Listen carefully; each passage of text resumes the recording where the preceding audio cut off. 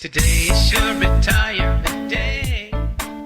So he recently retired as Deputy Commissioner of Police of the Crime and Security Portfolio. And so we've invited Mr. Fitz to come in and talk with us about his years of service and what might lie ahead on Retirement Road. First thing, I just tell him don't retire. The man too young for retire. Morning, sir. Welcome morning. to Smile Jamaica. And let me start by saying thank you so very much for your service, sir. Having said that, why did you decide that you wanted to be a police officer in the first place? Well, it's when I was a little boy, I recall seeing an abuse by a police officer. I thought that the officer had used excess force unnecessarily on someone who was not even in his full mental faculty. He had some challenges. And I thought that I would join the force to try and create an environment in which abuse of citizens is reduced. Secondly, I went to Prospect College, which was a cadet institution.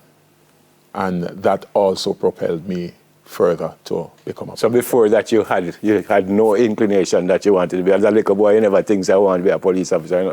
But that incident happened when I was a teenager. But initially I wanted to be an accountant. That was what I was planning to be. But I transitioned into being a police officer. Which probably would explain the fraud squad at a point in your... Yes.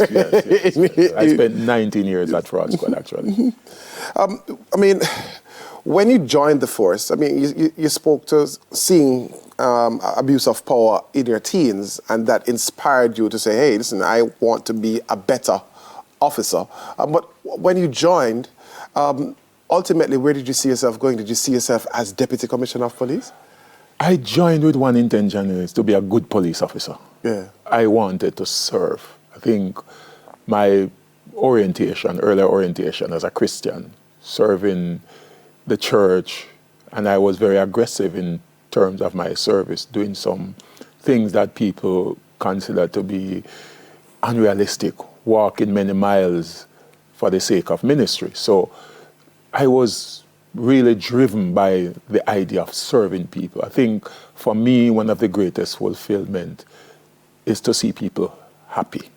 And I think service brings happiness. And so that's the context. Yep. I heard your final speech, and then had that wonderful happening for you. And whether people give a lot of police officers a hard time. You guys corrupt, you're this, you're that. How did you manage to stay on the straight and narrow? Because I suspect there were temptations. I suspect some people might say, officer, you look a thing and you sort me out. I'm sure that happens. Let me just pull two incidents out of the hat. Yeah. I remember I arrested a guy, one of the main fraud perpetrators. He organized a fraud group. And he came to me, that was in the 90s, and offered me $500,000. Which was probably throw away there. And I looked at him and I said, everybody has a price, but you can't find my price. Money, I'm not motivated by money. And I went to my commander and I wanted to set him up. But the commander said, just leave him alone. And would you believe me that within weeks after I completed that file, submitted to the court's office, they stole the file from the court's office. The deputy clerk of the court and along with another police officer, they planned and they stole it, took the file to Almond Town, and the file was burnt. One person was arrested, the clerk ran away. And 2 weeks after that incident, I was offered another $250,000.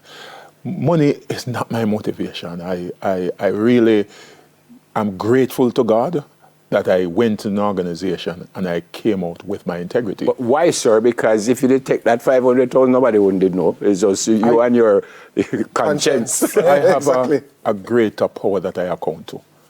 My conscience and my God. And that's what influenced me.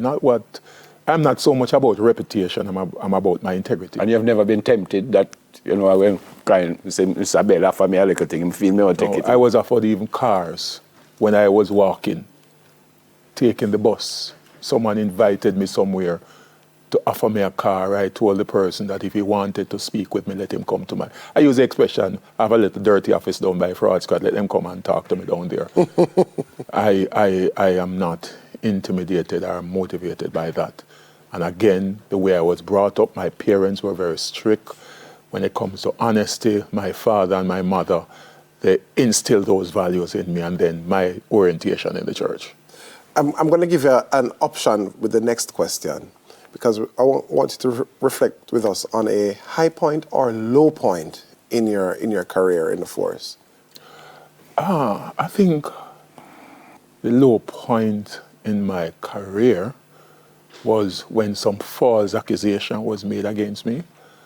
I think, I'm not going to go into the specifics, but I think it was an attempt to sort of embarrass me when the individuals knew very well what transpired. I think that was very low. And how did you bounce back from that? I am a person who believe that my life is ordered by God, and God has a plan for me, and that's what really strengthened me. I tell people all the while, you can slow me down, but you cannot stop me. And there's that inner strength, which I get from my association with God, my faith in God, that God has a plan, and His plan will be fulfilled ultimately in my life. Yeah. And on that matter of plans, the Prime Minister recently hinted at the possibility of you continuing to use your crime-fighting skills in other areas of national life. Have you any plans to do so? Are you considering it, or it's all full-time ministry and retirement joy? Put it this way. I am just taking time to reflect, enjoy my retirement, focus on my family, and I'll see what happens thereafter. But for the time being, I'm still young. I mean, at 60, I still have a lot of energy. I will definitely be engaged in ministry, but at the end of the day, there are other responsibilities. I have a son who is 17, so I have to factor that as well. Yeah. You speak highly of God, Christianity, but then sometimes police officers have to stick up a boy and say, if you don't, how does that work? I mean, you want to be peaceful, you want to help everybody, but at some time you have to defend yourself. Well, David was a man after God's own heart, and David was unable to build the temple because there was too many blood on his hand. So the bottom line is, I know that as a police officer, there are times when you have to defend people. And for me, what is important is not only be legally justified in your action, but morally justified. When you go home after doing something like that, what do you say to God? So sometimes you're making an assumption that I did so. No, I just mean, as you said, sometimes you have to defend your colleagues and stuff. Yeah, but again, the morality of it, morally and legally justified, I really, once you have satisfied that, I mean, as a human being, life is very important and life is precious. There's no one who would take joy in taking another person's life. Yeah. But, you have to just have an interaction with your God. Yeah. I thank you again, sir, on behalf of the citizens of this country. I thank you for your service, and I pray that whatever you do, it will be fulfilling for you and your family. And it was a pleasure serving Jamaica. And I'll continue serving whatever capacity, even my private capacity. God bless you and your family, sir. Thank you. Retired Deputy Commissioner of Police of the Crime and Security Portfolio, Police Officer Fitz Bailey. Second edition of News in 5 is next.